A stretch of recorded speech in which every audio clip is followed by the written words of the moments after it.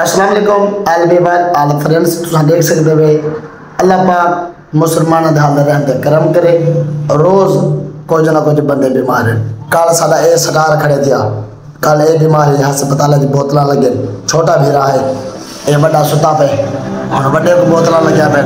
अल्लाह खैर करे, दुख हर घर मेहमान थे बदे दुआ करें जैसे जुम्मे तन एक दिए अल्लाह पाक हर बीमार को शिफा देवे, मुसलमानों को सुखसियत देवे।